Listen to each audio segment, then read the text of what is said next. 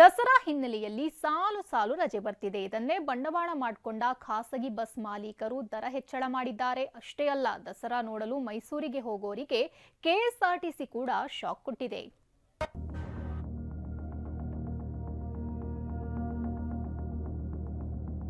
ಬುಧವಾರ ಆಯುಧ ಪೂಜೆ, ಗುರುವಾರ ವಿಜಯದಶಮಿ, ಶುಕ್ರವಾರ ಒಂದು ದಿನ ರಜೆ ಹಾಕಿದ್ರೆ ಮುಗೀತು, ಮತ್ತೆ ವೀಕೆಂಡ್ ಬರುತ್ತೆ. ಸಾಲು ಸಾಲು ರಜೆ ಬಂದಿದ್ದು ಜನರೆಲ್ಲ ತಮ್ಮ ತಮ್ಮ ಊರುಗಳತ್ತ ಹೋಗ್ತಿದ್ದಾರೆ.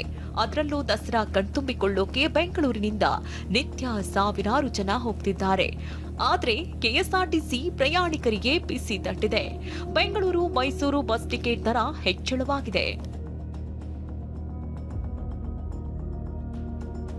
ಬೆಂಗಳೂರು ಟು ಮೈಸೂರು ಪ್ರಯಾಣ. ಬೆಂಗಳೂರಿನಿಂದ ಮೈಸೂರಿಗೆ ತೆರಳಲು ಇದ್ದ ಬಸ್ ಟಿಕೆಟ್ ದರದಲ್ಲಿ 20 ರೂಪಾಯಿ ಏರಿಕೆ ಮಾಡಲಾಗಿದೆ. ಕೆಎಸ್ಆರ್ಟಿಸಿ ತಡೆರಹಿತ ಬಸ್ ಟಿಕೆಟ್ ದರ 210 ಇದ್ದದ್ದು ಇದೀಗ 230 ರೂಪಾಯಿಗೆ ಏರಿಕೆಯಾಗಿದೆ. ಸಾಮಾನ್ಯ ಬಸ್ ಟಿಕೆಟ್ ದರ 161 ರಿಂದ 180 ರೂಪಾಯಿಗೆ ಏರಿಕೆಯಾಗಿದೆ.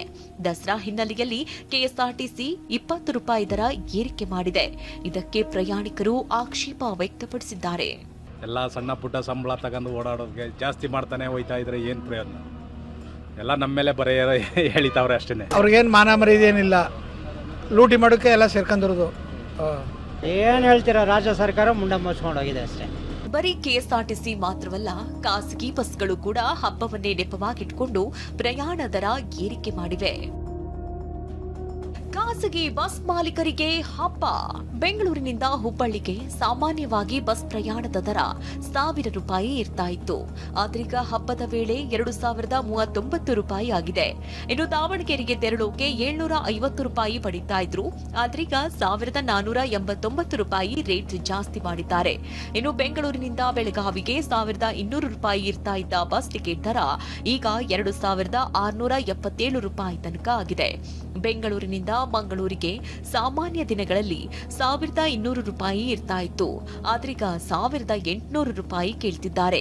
ಇನ್ನು ಬೆಂಗಳೂರಿನಿಂದ ಕಲಬುರಗಿಗೆ 1100 ಇದ್ದ ಬಸ್ ಟಿಕೆಟ್ ದರ ಈಗ 2299 ರೂಪಾಯಿ ಆಗಿದೆ.